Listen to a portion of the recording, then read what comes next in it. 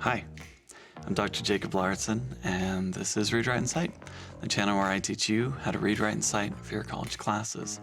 In this video, I'd like to talk about some of the things you can do to help you as you try to learn from a distance. So, let's get started.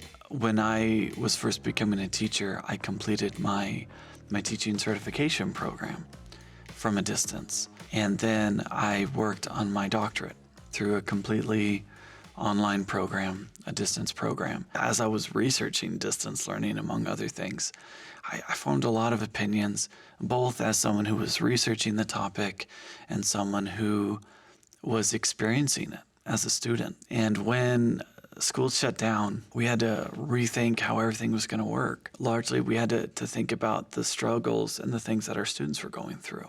So in this video, I want to talk about some of the things that you can do that you have control over. You may not have control over the devices you have access to. You may not have control over to how your teachers set up their online learning. You may not have control over having access to good internet. But the things I'm going to talk about are things that you can do to help you to be more successful when you're trying to learn from a distance. Number one, let's understand the difference between distance learning and what we're going to call face-to-face learning. Face-to-face learning, you're probably going to have a set time that you show up.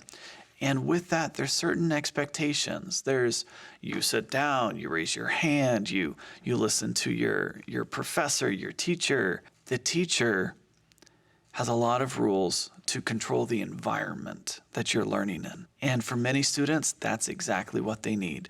They need the person up at the front of the room motivating them and saying, all right, this is when your assignment is due. Distance learning, online learning, hybrid learning, where you start to separate the teacher from the student. If it's not synchronous learning, meaning there's a certain time you have to log in, if it's asynchronous learning, you have almost complete control. And what you may not be thinking is what the teacher has very little control except for how they design the course. You get to control when you're working.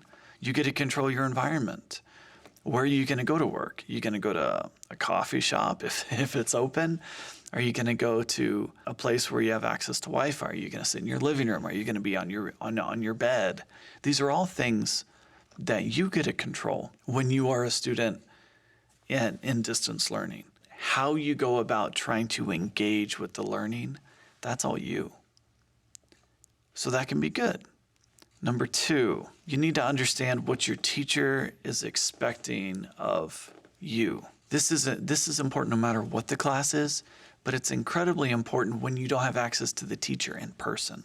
You need to know what she expects, what he expects, what they expect from you. Read your course materials really carefully. If they give you instructions, read those. If they give you a syllabus, read that. If they're assigning you to read something, to watch something, to do something, pay really close attention to the instructions. And if they give you a rubric that tells you how you're going to be graded, pay really close attention to that. Because they're establishing the rules that you are going to be expected to meet to get the grade that you want. All right, number three. With those things in mind, understanding what's different and what the expectations are, find a routine that works for you. If you learn best in a quiet environment with maybe some music in the background where it's dark and you aren't focused on everything around you, you just sit there and work, do that. If there's a certain time of day that works for you and you're available, do that. Find a routine that works for you. Make it consistent, because you're creating the structure that the class can't because you don't have to show up. What a lot of my students right now, my high school students, are doing is they're working at night. Like I checked my messages this morning. I have people turning in work at 12:30 at night. It was a Wednesday. But that's what works for them because the house gets quiet. They don't have all the distractions from the day, and that's when they can actually focus. Even though school might be happening during the day, that's not the best time for them. Do what's best for you. If it's nighttime, do that. If it's middle of the day, do that. If you have a work schedule you have to work around, obviously work with that too. Some of my students, they have a good internet connection when they're at work and when they aren't, busy helping someone. Maybe that's what you need to do as well. All right, and that brings us up to number 4. Because you aren't in person with your teacher, your professor, you have to be willing to advocate for yourself. If you don't understand something, your teacher won't know it. Don't expect her to know it. Don't expect him to know it. Don't expect that they understand what you're going through. They only know what you tell them. And if there's a problem, they won't know it. And you can't expect them to.